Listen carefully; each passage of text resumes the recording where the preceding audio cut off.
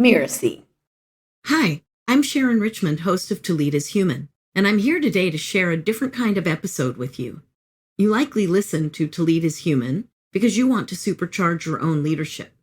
That's why I'm eager to share a new show that recently joined the Mirasee FM podcast network. It's called Blowing Up, and it's hosted by my colleagues Linda Claire Puig and Danny Iny. Linda is the founder, CEO of Six Figure Newsletters, and Ari is the head of strategy for the ACE's Business Acceleration Program at Mirasee. To give you a taste of the show, we're running an episode right here in the To Lead is Human feed. We chose this particular episode because the guest, Danny Iny, is one of my mentors, as well as a friend and colleague, and a very successful business leader. He's an industry expert with a team of 113 people and a portfolio of 7 companies and counting. I think you'll find the episode insightful and inspiring. And if you like what you hear, make sure to find Blowing Up in your favorite podcast player and subscribe.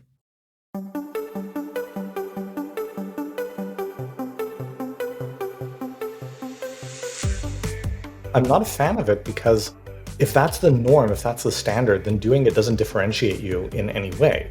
I don't see a purpose to doing something just like everybody else is doing. You're not going to stand out by doing that. So. Hello and welcome to Blowing Up, the podcast that shows entrepreneurs like you how other businesses exploded in the best possible way. I'm Linda Claire Puig, the founder and CEO of Six Figure Newsletters, and I'm here with my co-host Danny Iny, the head of strategy for the ACE's Business Acceleration Program at Mirasee. Hey there, Linda. In each episode of Blowing Up, we showcase an entrepreneur whose business, yes, blew up. It experienced what seemed to be a sudden success. But as we all know, that kind of success is not random or a fluke. The company employed a specific strategy that caused its rapid rise in revenue. So today we're going to dive into that strategy so that you can learn from it and determine how you might apply elements of it to your business. In this episode, we explore the massive impact that guaranteeing results can have on not only your sales, but also on the quality of your programs and the strength of your team. There are some very specific nuances to the strategy that you're going to want to pay attention to. Our guest is Danny Iny. Danny is the founder and CEO of Mirasee, a company that supports coaches, consultants, and expertise-based entrepreneurs to grow their businesses in general, and in particular through the vehicle of hybrid online courses. Welcome to Danny, and let's jump right into the conversation. Every time you sell a program, every time you have an offer, there's an implicit promise. And my belief is that if you make a promise, you should stand behind it. My kids have taken to quoting me back to me. That's how you know that a message is sticking. A say is the same as a promise, right? If you said it, it's a promise. And so from the very early days, we would include a guarantee that if you don't get a result that we're promising, there would be recourse for you. So either you would get your money back, or we would top you up, or we've done double your money back guarantees on some cases. We've experimented in recent years with pay what you can structures, but different formulations of allowing people the option of having as much confidence as they possibly can that we will stand behind our promises and get them an outcome. So this is about your business blowing up. How would you say that doing that helped your business? Sales are fundamentally about trust. And anything you can do to bridge that trust gap to say, look, you can feel safe making this investment because I am 100% behind it. And I believe that this is going to be successful and I'm willing to put my money where my mouth is. It gives people confidence.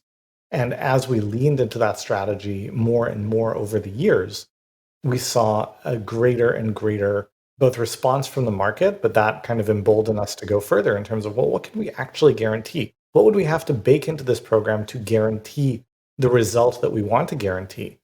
And the unintended but very pleasant consequence is that having that accountability actually made us better over time.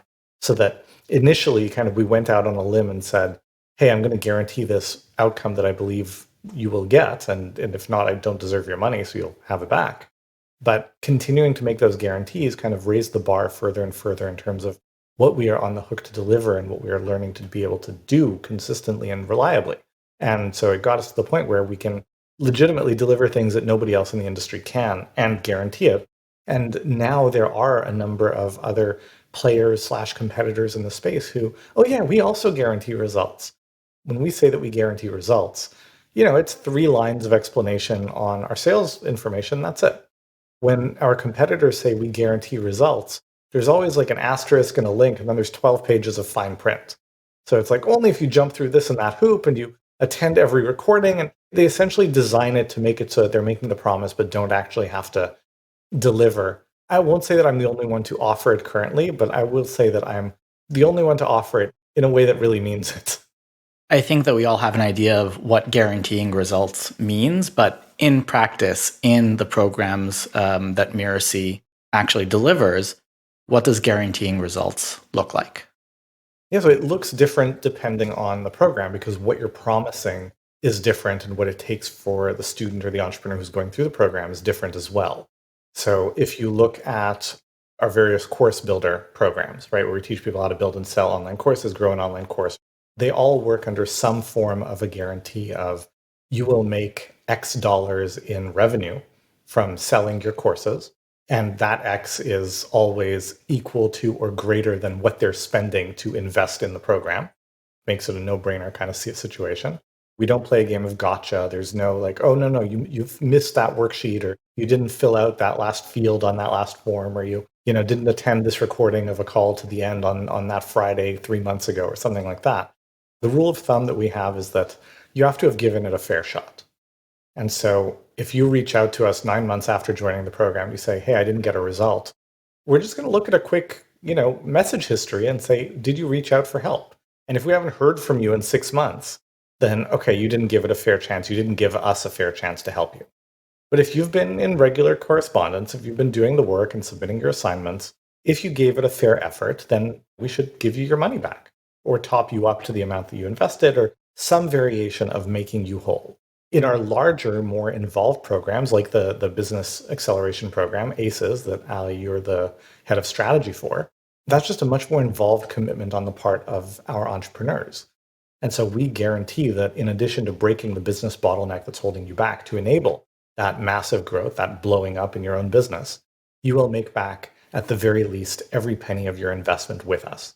And if you don't, our guarantee is that we will keep working with you for as long as it takes. And in the vast majority of cases, what it takes is, a few more months beyond the year. And so it sounds like there's the boilerplate money back. So it's not always that. It can be anything else that actually helps people achieve what they want to achieve through your programs. Oh yeah, it could be anything. I'm actually very much against the standard boilerplate, you have 30 days to change your mind and get your money back kind of deal. It doesn't encourage committed consumer decisions from your students and customers, and that's not an energy that leads to success for anyone. But also, I'm not a fan of it because if that's the norm, if that's the standard, then doing it doesn't differentiate you in any way, right? I don't see a purpose to doing something just like everybody else is doing. You're not going to stand out by doing that. So I would always want my guarantee to be bolder, stronger, more aggressive, interesting in some way. Otherwise, what's the point? So is there anybody that this is not good for? Like all of the people who are listening now, could every single one of them go and use a strategy like this? I wish that everybody out there selling something was confident in the outcome they could deliver, but a lot of people are not nearly as confident as they should be, and they're certainly not willing to put their money where their mouth is. And so obviously, if you don't feel confident you can deliver an outcome, then you should not be guaranteeing results. But arguably, you should not be selling what you're selling either. Or at least you should be looking at scaling back your promises or shoring up what it takes to deliver on those promises. Another consideration is quantifiability. You have to figure out, well, how can I quantify this? I often hear, oh, but I'm in a space that is not easily quantifiable. It's more doable than people often think. So I'll give you an example. I ran a program years and years ago that was all about helping people craft and present compelling offers. How would I tie that directly to revenue? I don't know what they're selling. I don't know the price point, the scale of their reach. I don't know how far along they are in their business. All I'm teaching them is how to codify and present an offer that is compelling and do it with confidence. It's very hard to quantify. The question fundamentally is, what will feel different? What will be different? And so the guarantee that I offered on that program was as long as you put in the time, you do the work, etc., then I guarantee that you will feel dramatically more comfortable making an offer and feeling good about it. And here's the criteria. If you go through the whole program and you can look me in the eye and say that you do not feel dramatically more confident in your offer and your ability to present it, I'll put you on a plane, I will fly you to me, I'll pay for your hotel, I will spend the day working with you personally on getting everything to where you want it to be. How did you measure confidence? Well, I didn't measure confidence. I measured their ability to look me in the eye and say they hadn't gained it. So if they can say it and they can look me in the eye and they're okay doing that, then we're good. I trust their integrity. So would that be the case, for example, with a life coach, who's helping people transition into, say, another phase of their life? It could be. I mean, the hypothetical life coach would have to get clear for themselves on, well, what is the outcome people actually want? How will they know if this is successful? What do they get out of it, et cetera, rather than, well, coaching is awesome. It just helps everyone with all kinds of things, and my customers can connect the dots in terms of the benefits. Would it be wise to do a measurement at the beginning of working together and then a measurement at the end, like on a scale of 1 to 10, how great do you feel, or something along those lines? I mean, it could be, as long as you're using a measurement or instrument that has some validity, right? Dollars of revenue are quantifiable. Speed at which you can run a mile is quantifiable. Number of push-ups you can do before falling on your face is quantifiable. Whereas, how are you feeling today? It's subjective. Now, that's okay. It's okay that it's subjective as long as the scale is valid over time. And as long as it's not easy to game. If you're filling out like a 10-point assessment and you're doing it every day so we can track progress every day, that's one thing. Right? If you just fill out, how are you feeling today on a scale of 1 to 10 at the beginning, and at the end, it's how are you feeling today on a scale of 1 to 10. And by the way, that if your answer is below what it was before, then you're going to get your money back. Then that's not a super valid way of measuring how people are doing.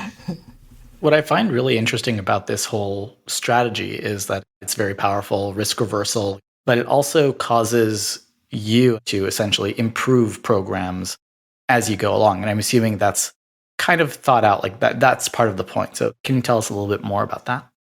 Yeah, so that's very much by design. Like I mentioned earlier, I have like 100 people who work for me.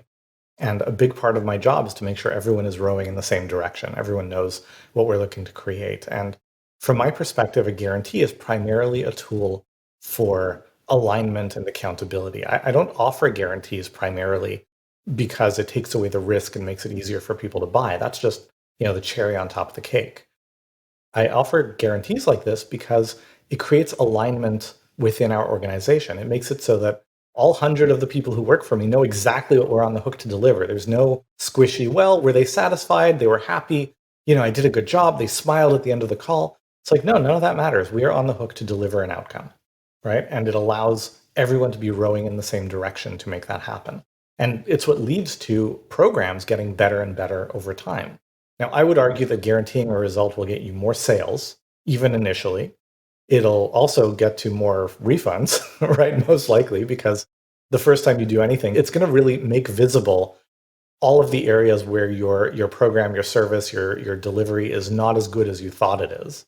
And so you'll lose some money there. But then you'll know what all those things are, and you'll be able to make it better the next time. And if you do that cycle after cycle, you really find yourself in a place where what you're offering is just in a whole different category from what anyone else is offering, because they never wanted to be accountable in that way.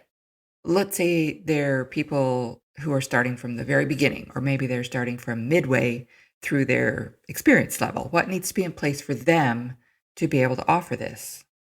You start with, okay, what is the ultimate outcome that they want? What would they want guaranteed in a perfect world?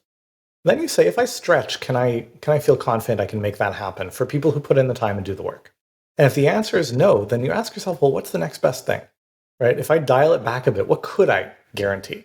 And maybe the answer is even then, I just don't feel confident. And so don't guarantee anything, but act as if you're guaranteeing it, right? Work to make the program better so that next time you can. But always guarantee the very best that you can at whatever juncture you are. Or if you're feeling bold, just a little bit more, knowing that you might have to follow through on that guarantee for some people, but it will make you better. And so it's worthwhile. You want to always look at, how can I push the envelope just a little bit more with each iteration to keep raising the bar on what you're delivering? Because that's where long-term competitive advantage comes from. The best guarantee is the one that will give people the maximal amount of confidence in what you're offering and that will never be claimed. That's why the whole, do you want the extended warranty on the toaster thing is always a scam. If they're offering for you to buy another year of warranty, they know that it's going to last beyond that year, barring some random craziness, right?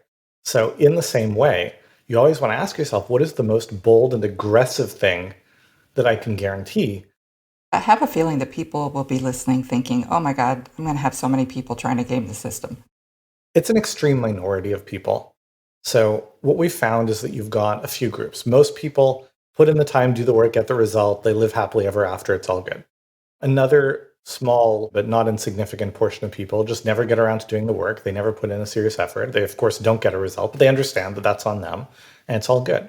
You've got a very small minority of people, like literally out of thousands of people who've joined our programs, single digits number of people who put in the time, do the work, it just doesn't work for them for whatever reason, and they're entitled to a refund or a top up of their cash or whatever the terms are that we're guaranteeing.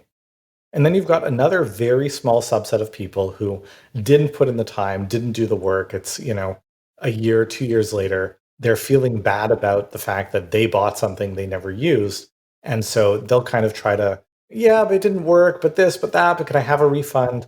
And, we draw a hard line. It's like, no, you did not put in the work. You did not do what you're supposed to. We're still happy to support you. You still have access to the program, but that does not fly. But it's a minority of people who will do that. It's extremely rare that someone will try to just game the system. It'll happen.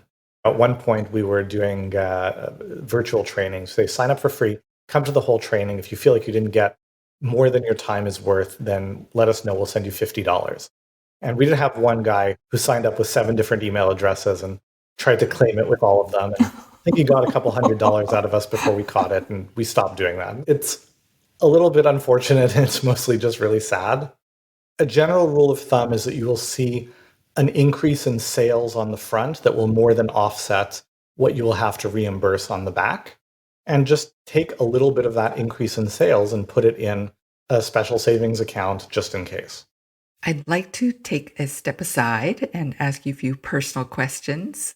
So this podcast is about blowing up, right? So what happened for you? How did your business change? What did success look like for you? How did your life change? We've grown very rapidly over the years. Some years a little faster, some years a little slower. But our average growth over the last decade was 50% year over year, every year. So we've grown dramatically, 0 to 11 million in revenue and counting. 100 people and counting on the team. It's been incredibly rewarding. It's been the ride of my life. Well, so what happened personally? Were you struggling to pay rent? Now you've got 5 houses. I mean, what personally for you has been rewarding in this regard? Well, as a matter of fact, that's almost exactly right. So here's the thing. All those pictures about, internet marketers posing in front of their Ferraris, I think it's in poor taste. I think what matters is that you have more than you need and you can invest in the things you want. People ask sometimes, what was your deep desire when you started your business? I say my deep desire was to pay rent every month. That was really what I wanted to be able to do. And now, fast forward, a little more than a decade. I live in a great house with my wife and my 2 kids. My mom lives across the street. We were able to help make that happen. We have an investment property. We have a summer cottage. We are invested in a couple of other places. So yes, just about 5 houses. Wow. Is how it worked out. But That was a total stab in the dark. Share or brag about if you hadn't asked it in exactly those words.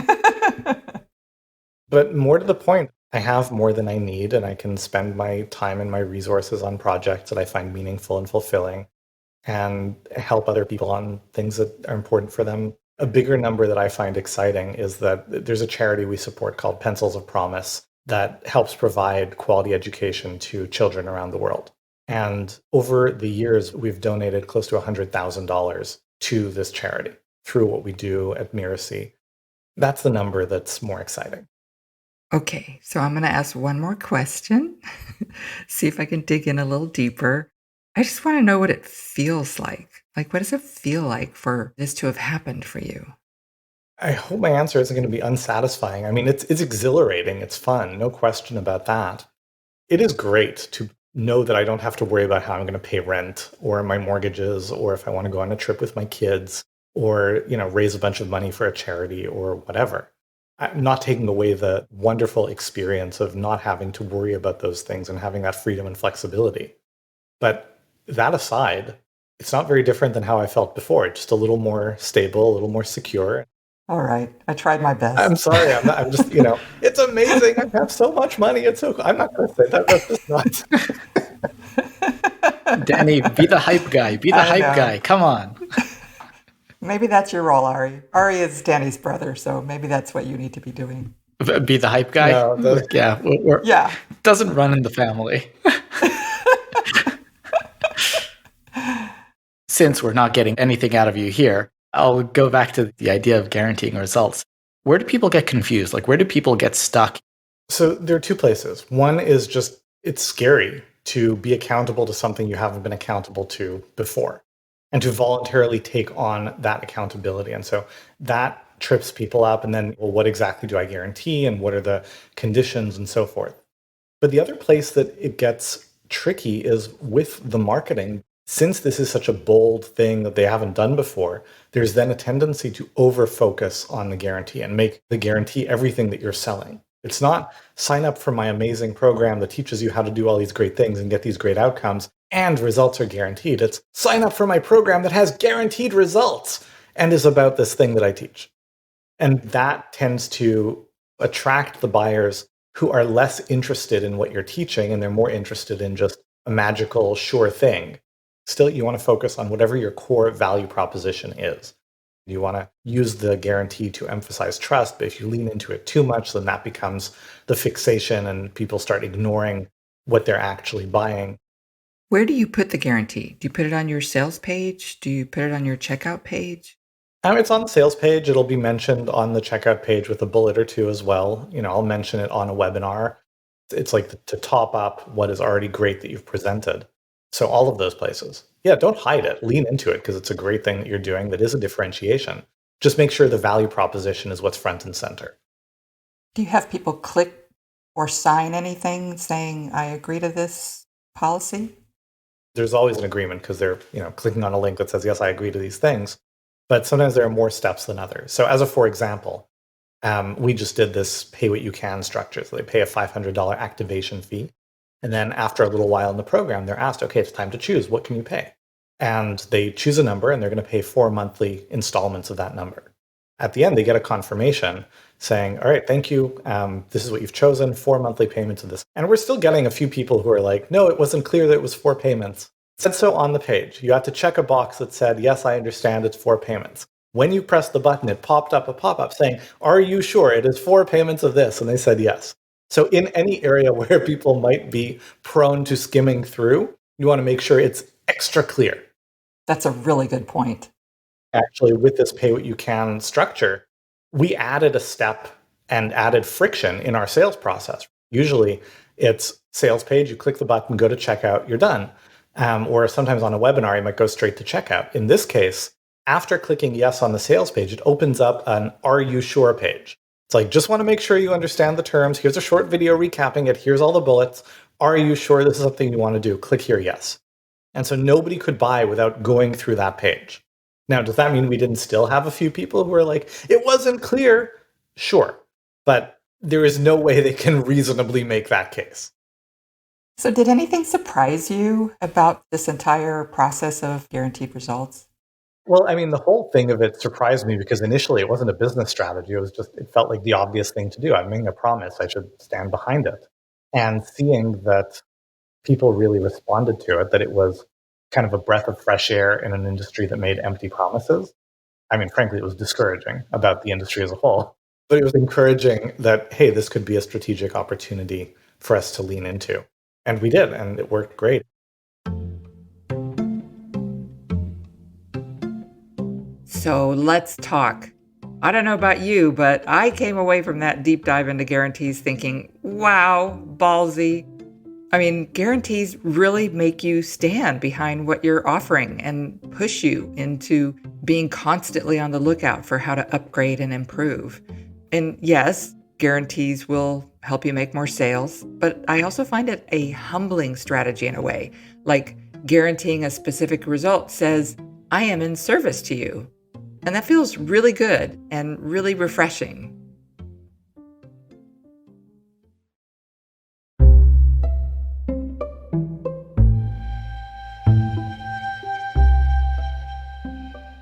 Big thanks again to Danny for sharing his hard knocks, his expertise, and his awesome tips on results-based guarantees. Be sure to download Danny's gift to you, the audiobook version of his excellent book, Effortless, which is a step-by-step process for creating a lucrative business built on your terms, not what others preach you need to be doing. You can grab your copy of it at blowingup.rocks/Danny. That's blowingup.rocks/Danny.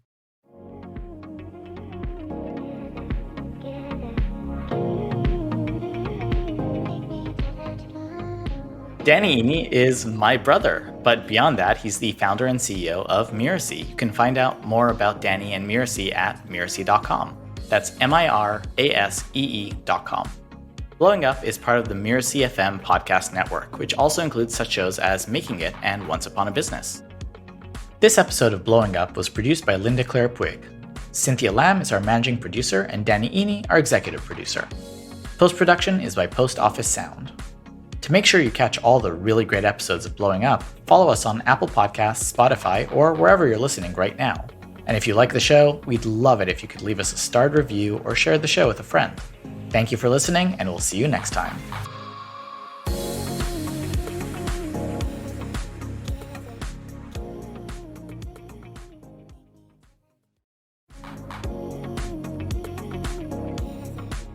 Ready? And make your business blow. blow. Okay, we'll do it after 3. 1, 2, 3. And make your business blow up. Okay. Close. Close enough. Yeah. I think we'll play with that. Fair.